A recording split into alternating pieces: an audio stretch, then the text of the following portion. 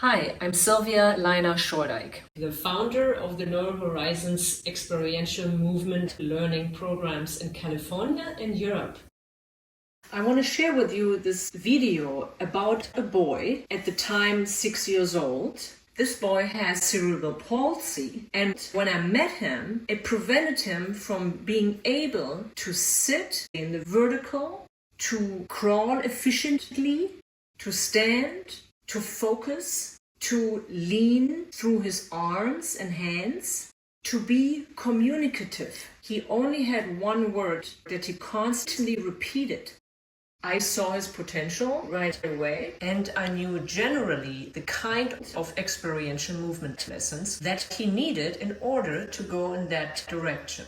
But of course, I did not know exactly how his learning would unfold or on what timeline.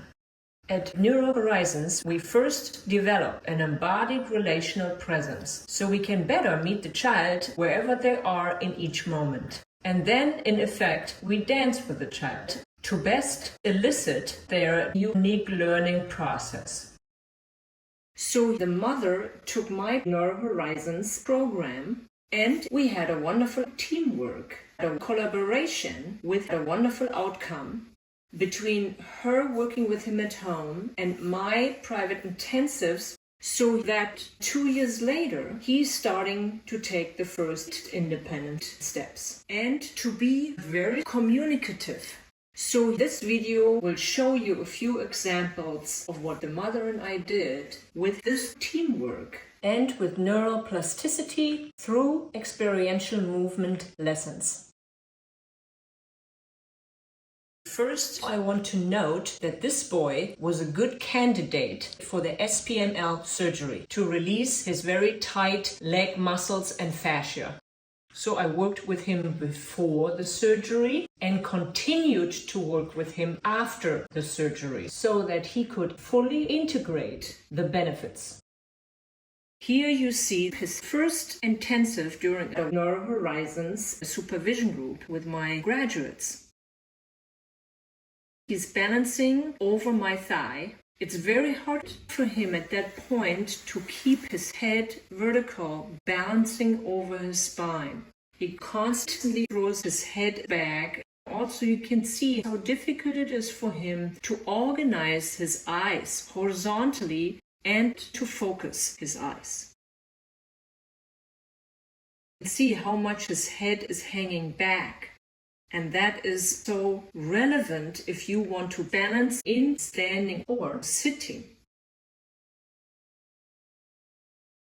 Here you see the mother working with his ribs and with his sternum, helping him to increase his awareness and functionality, integrating different parts of the body through his nervous system.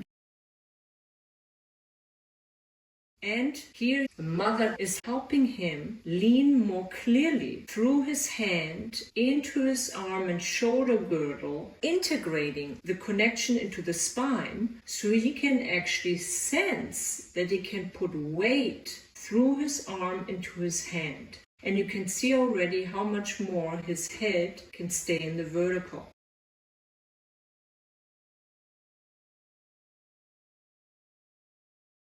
Here I'm working through his right knee into the spine. I'm touching in between the vertebrae on either side of the spine. This is helping him to increase awareness and functionality from the legs, from the knees into the whole spine, all the way up to his head. And I'm creating a gentle force from the knee, from the condyles of his femur, through the pelvis, through the spine, to the top of his head. Here he's on his belly, leaning over a wedge, and I help him with the weight of his head and the weight of his arms to elicit movement and connection from his skull into the spine, into the pelvis. And this is also helping him to organize his eyesight at the same time.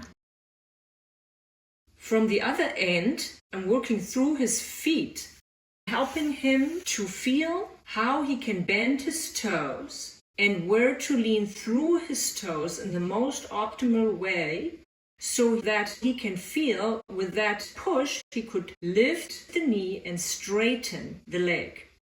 Lift and straighten as he feels the push and the gravity through his bent toes, which was very difficult for him to bend the toes originally.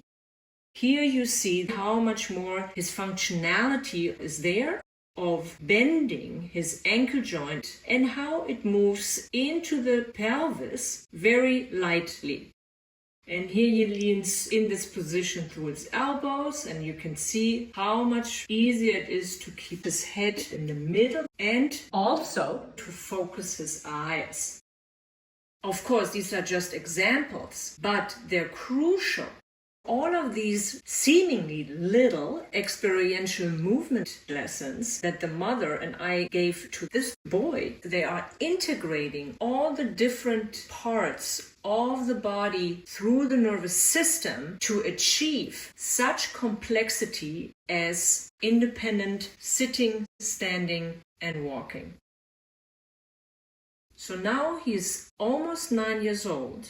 And over the course of 2 years, he has become aware and integrated enough information through his nervous system that he is about to start walking. And you can see how focused he is, keeps his head vertical in the middle. He's focusing with his eyes to step and to bring his weight onto each leg. And he does it very slowly. When he is about to lose balance, he leans forward, which is crucial, because if he falls, he wants to catch himself with his hands and collapse his knees and not fall backwards on his head. And this is another very important thing he learned through our lessons. And you can see that he has fun and he's very excited about his accomplishment. And from now on, he will improve more and more. And but Nunu does the better. Oh, you want to put Nunu's toys in bathtub? Yes. Okay, how about you? When I met him, he only had one word that he constantly repeated. Now he's very communicative in full sentences. And that is neuroplasticity through experiential movement lessons.